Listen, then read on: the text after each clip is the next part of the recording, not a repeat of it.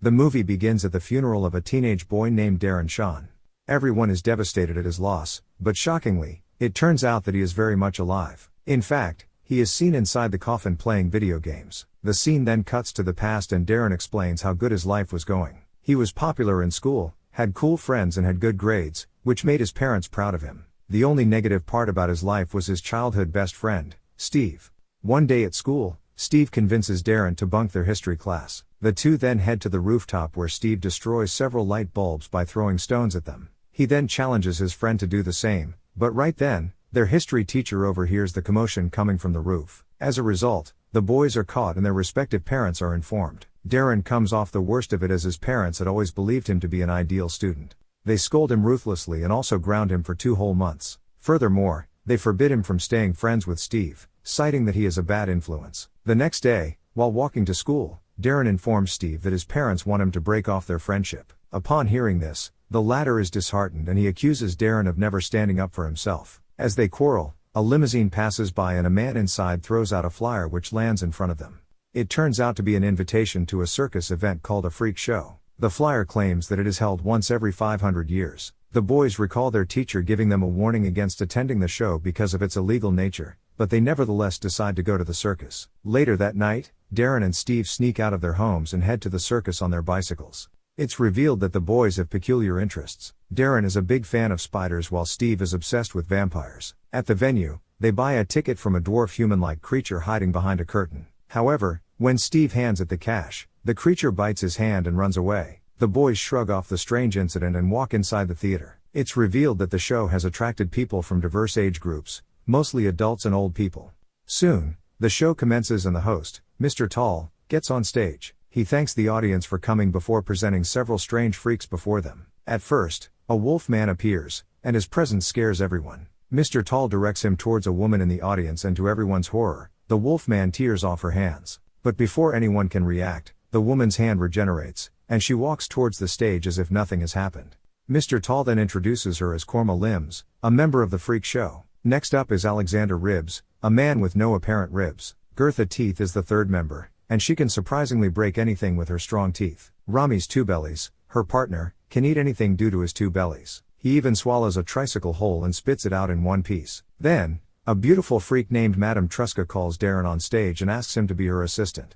However, when she touches his face, she senses something forbidden inside of him and backs away. As the performance continues, Madame Truska wows the audience by growing facial hair in an instant. But after her act, she unexpectedly calls for the show to be packed up. Despite her request, the next act, Larton Crespley, takes the stage with his spider partner, Octa. He impresses the crowd with a dance performance while playing an instrument. Steve recognizes Larton from a book about vampires and whispers to Darren that he is actually a vampire named Ver Hostin. Just then, the show is interrupted by police and townspeople, including the boys' history teacher. While the adults argue, Darren sneaks backstage and steals Octa, fascinated by its colorful appearance. But as he attempts to leave, he is forced to hide when someone enters the room. To his surprise, Larton appears with an old man, discussing the threat posed by a group of hybrid vampires known as the Vampanese. Suddenly, Steve barges in and begs them to turn him into a vampire. He says that he hates his life because he has no one. It turns out that Steve's father went missing long ago while his mother is a drunkard. After a lot of convincing, Larton finally gives in and decides to taste his blood. However, the moment he puts it into his mouth, he realizes that Steve is a bad person. So, he refuses to turn the boy into a vampire, prompting him to storm off in anger. After a while, Larton finally realizes that his spider has gone missing, but before he can check the door, Darren freaks out and runs away. He then reaches the road, where he is picked up by the same car from earlier.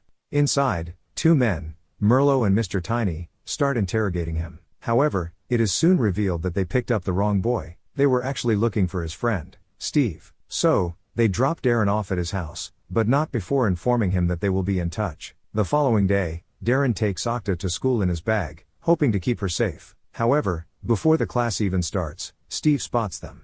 He starts playing with the spider and accidentally drops her on the floor, allowing her to escape. However, instead of trying to catch the spider, Steve chases her with an intent to kill, causing a lot of commotion in the halls of the school. Many students run away in fear while some even get injured. Having had enough, Octa finally decides to act, so she bites Steve on his cheek before escaping through the window. As a result, the latter falls to the ground and gets knocked unconscious because of the venom. In the next scene, Darren rushes back to the circus and pleads with Larton to help save his friend's life. Worried about the repercussions of a human finding out about their existence, Larton initially refuses to help. However, he eventually agrees to provide the antidote on one condition: that Darren becomes his assistant vampire. This means that he will have to leave his family, friends, and his entire social life. Darren will also have to give up going to school. In short, he will have to die. Despite the dire repercussions, Darren, who is desperate to save his friend, agrees to the conditions and receives Larton's vampire blood. After this, they race to the hospital to save Steve's life. Larton immediately administers him with the antidote, which fortunately works, and Steve starts to recover.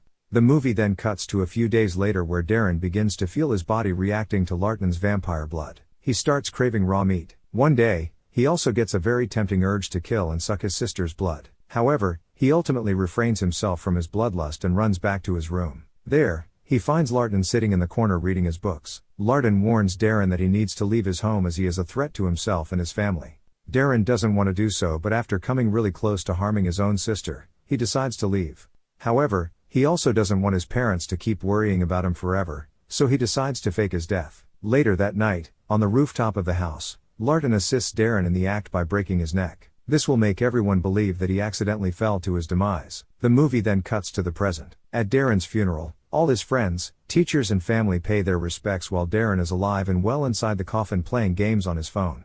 The same night, Larton digs up the grave and gets Darren out of the coffin. But before they can leave, Merlot arrives out of nowhere and ambushes them. Fortunately, Larton fights him off and manages to subdue him temporarily. Following the close call, he takes Darren to the freak show campgrounds, where they meet a girl named Rebecca. Meanwhile, Steve is grief-stricken by his friend's death. As a result, he distances himself from society and becomes a maniac. When the pain becomes unbearable, one day, he contemplates ending it all. But, just as he is about to commit the unthinkable, Mr. Tiny arrives there and stops him. He mentions that he's aware about Steve's unfortunate life and his obsession with all things vampire. He then offers him a chance to become a Vampanese. It turns out Tiny and Merlot are Vampanese, and they are a different race of vampires who, unlike Larton and the others, murder humans to feed on their blood.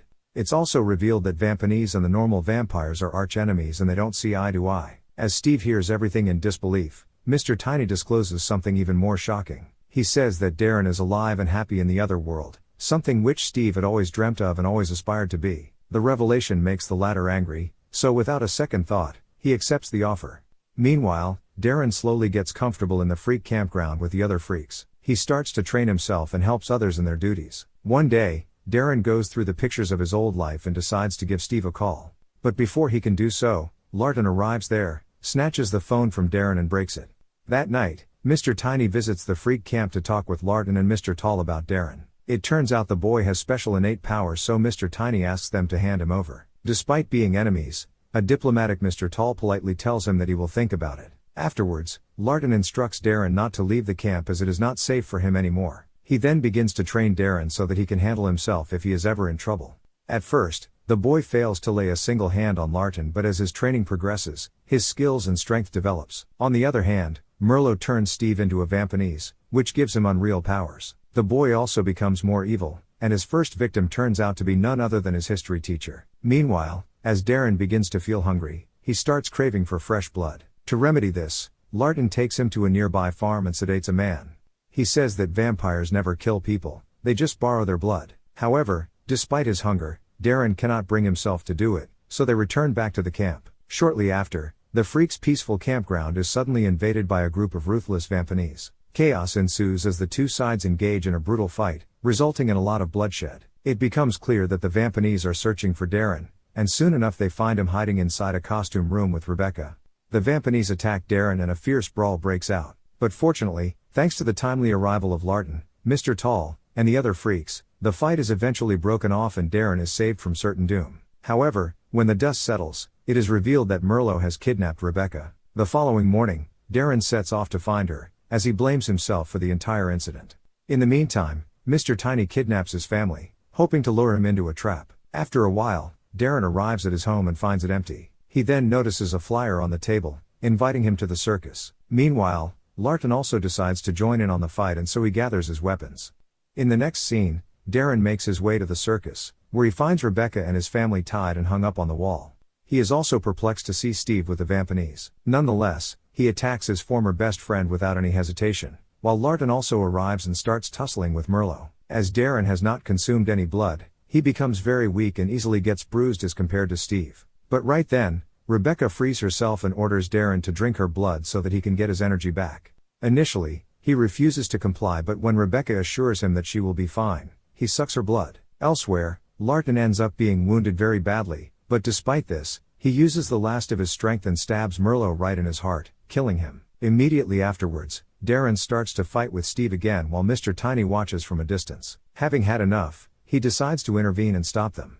Mr. Tiny resuscitates Merlot using his special powers by turning him into a dwarf creature. He then asks the two boys to come with him. Amazed by his power, Steve immediately obliges, but Darren doesn't. In the aftermath of the showdown, Larton hypnotizes Darren's family so that their recent memory is wiped off. This way, they won't remember the supernatural events that took place right in front of their eyes. The movie ends as Darren returns back to the camp, where all of the freaks welcome him warmly, and make him feel home.